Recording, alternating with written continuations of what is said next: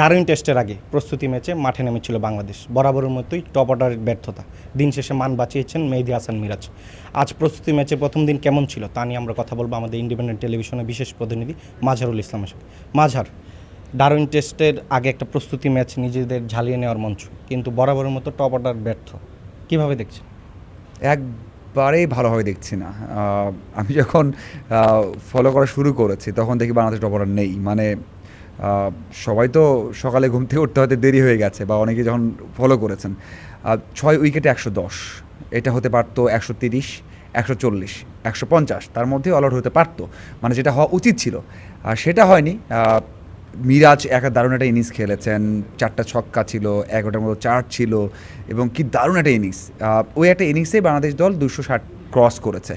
এর থেকে বেশি কিছু আপনি কি আশা করেন? আপনি বলতে পারেন যে ভাই একটা ট্যুর ম্যাচ, এখানে খুব বড় কিছু হয়নি, হবে না, বা ইতিবাচক নেতিবাচক বাদ দিয়ে তারা হয়তো কন্ডিশন ওই বিষয়ে মানিয়ে নিচ্ছে, কিন্তু আপনি ধারণা পেয়ে যাবেন যে আসলে বাংলাদেশ দল মেইন ম্যাচে কেমন করতে পারে। দেখুন, আমাদের কনসার্নই ছিল যে আমরা টপ অর্ডার ব্যর্থ হয়ে ব্যাটারটা খারাপ করে, আমরা এখানেও সেটাই দেখলাম।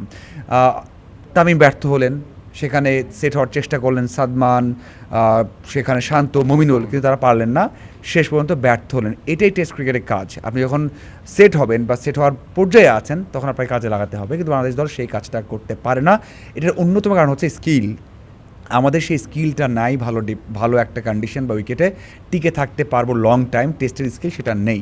যাই হোক, সে বিষয়ে পরে আসি। তবে অবশ্যই শঙ্কার যে বাংলাদেশ দল আবারও 6টা উইকেট হারিয়েছে 110 রানের মধ্যে, বাকিটা আমি বাদ দিলাম। যখন মেইন ম্যাচ হবে সেখানে বাংলাদেশ দল যদি 6 উইকেটে 110 রান করে, আমি আপনি লিখে দিব যে বাংলাদেশ দল দেশ করতে পারবে না। মিরাজ যখন এই প্রেশার নিতে পারবে না, সেখানে কামিংস বল করবে, স্টার্ক বল করে, বোল্যান্ড অথবা হ্যাজেলউড বল করবে, সেখানে তারা সিরিয়াস থাকবে। এখানে ওই রকম নেই, এই জন্য রানটা হয়েছে, বাট কোনোভাবেই মিরাজের এই 100টাকে ছোটো করতে পারবেন না।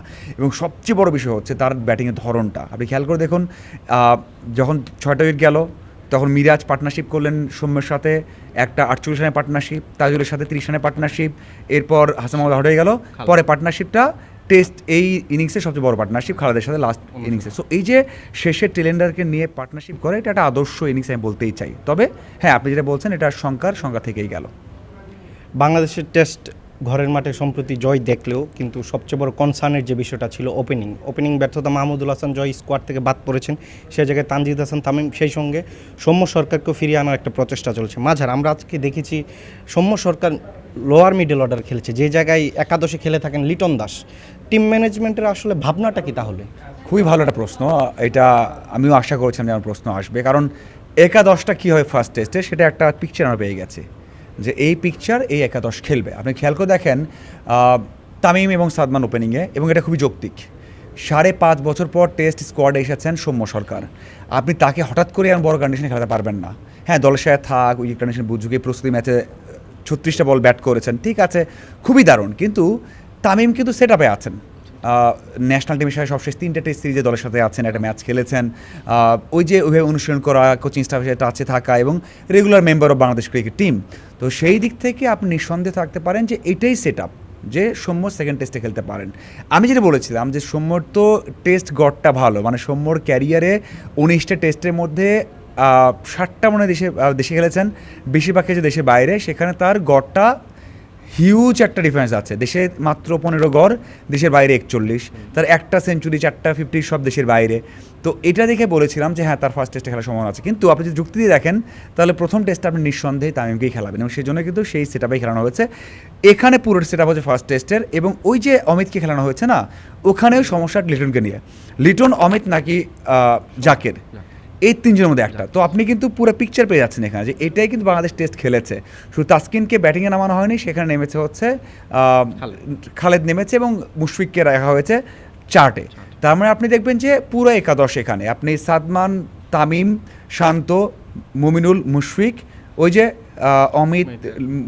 অমিত, জাকের নাকি লিটন, সেই জায়গাতে অমিত, সাথে হচ্ছে আপনার তাইজুল এবং মিরাজ, সাথে আপনার খালেদ এবং মাহমুদ আছে, তাসকিন। এই হচ্ছে বাংলাদেশের একাদশটা কনফার্ম। তো আপনি এখন বলছেন যে সৌম্যকে কেন পেছনে? সৌম্যকে যে বললাম এই প্ল্যানিংয়ে সৌম্য পেছনে, এবং সৌম্য যদি এক্সট্রা অর্ডিনারি কিছু করতে পারতেন, যদিও রান করেছেন, ডাক মেরেছেন, সেখানে তামিম, সৌম্য 16 করেছেন, তো ওই দিক থেকে সাকসেসফুল, 16 রান বেশি করেছেন। আর একটা হচ্ছে নেক্সট যে ইনিংসটা থাকবে, যদি ব্যাট করার সুযোগ পান তামিম আর সৌম্য যদি এটা 50 করে ফেলেন, সৌম্য যদি একটু রান করেন এবং তামিম যদি আবারও ব্যর্থ হন, তাহলে নিঃসন্দেহে সেখানে তামিমকে ব্যাক আপ করা হবে এবং তামিম সৌম্যের কথা চিন্তা হবে, হ্যাঁ সৌম্যর কনফিডেন্স ব্যাক করেছে, ট্যুর ম্যাচে ভালো করলো, দেশের বাইরে ভালো করেন, সেই যুক্তিতে তিনি আসবে। বাট আপাতত আপনি অমিতের কথা চিন্তা করবেন, যদি এটাও চিন্তা করা হয় যে অমিত এবং জাকের এক্সপিরিয়েন্স আছে, কিন্তু লাস্ট টাইম বা সাম্প্রতিক সময় যে টাচটা সেটা কিন্তু অমিত সবশেষ ম্যাচ খেলেছেন, দলের সাথে আছেন, এই যে সাম্প্রতিক যে সেট আপটা সেটাকেই ভরসা করা হচ্ছে। এবং আমার মনে হয় যে লিটন দাস যদি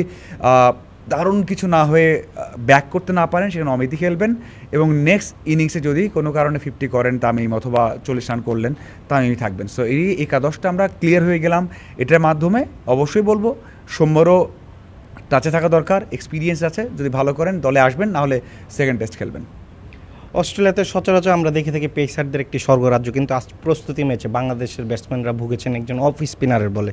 অস্ট্রেলিয়ার জাতীয় দলের নাথান লায়নের মতো একজন অফ স্পিনার রয়েছেন, মিচেল স্টার্ক এবং কামিংসের সঙ্গে লায়নও একটি বড় আতঙ্কের নাম হতে পারে। মাঝার আপনার কি মনে হয় প্রস্তুতি ম্যাচে আমরা দেখি যে অস্ট্রেলিয়ান অফ স্পিনার 6 উইকেট নিয়েছেন, বিষয়টা কি এমন হয়ে গেল কি না যে পেসারদের জন্য সারা রাত পড়াশোনা করলো কিন্তু সকালবেলা দেখলো স্পিনারদের একটি স্বর্গরাজ্য? না, এটা হতে পারে, বাট আপনি যেটা বলেছেন যে বাংলাদেশ তো খুব ভালো স্পিন বল ফেস করে, এটাও আপনি পাবেন না।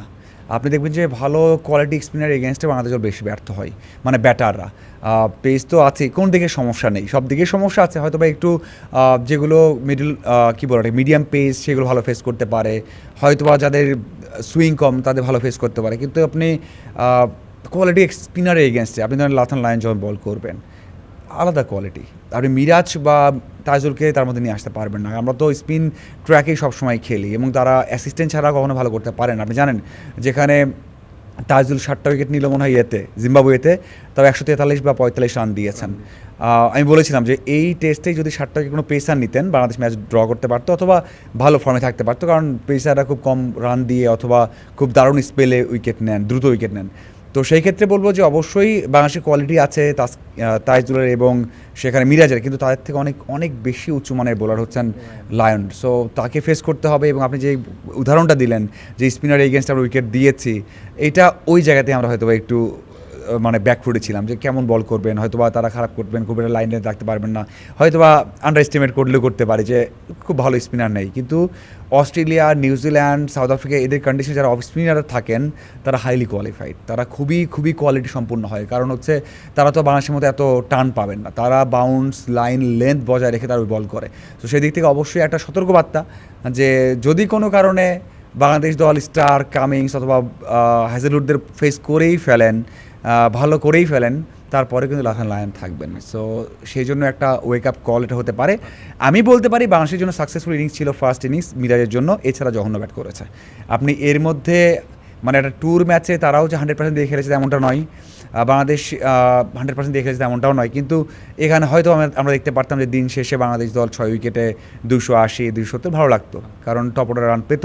সেখানে মিরাজকে আপনি আলাদা রাখতে পারেন। সো মিরাজের ইনিংস ছাড়া আপনি দেখবেন যে বাংলাদেশ দল 150 রান করতে পারেন। সো এটা খুবই খারাপ ছিল এবং অবশ্যই আপনি যেটা বললেন এটা ওয়েক আপ কল। বাংলাদেশের ব্যাটসম্যানদের আজ পরীক্ষাটা অনেকটা প্রস্তুতি হয়েই গিয়েছে, বিশেষ করে মেহেদী হাসান মিরাজ ভালো করেছেন। আগামীকাল বলারদের হয়তো প্রস্তুতি আমরা দেখতে পারবো, তাসকিন, হাসান মাহমুদ তারা কেমন বোলিং করেন। দ্বিতীয় দিনের প্রস্তুতি ম্যাচ শেষে আমরা আবারও যুক্ত হবো ইন্ডিপেন্ডেন্ট ডিজিটাল। ততক্ষণ পর্যন্ত আমাদের সঙ্গেই থাকুন, ধন্যবাদ।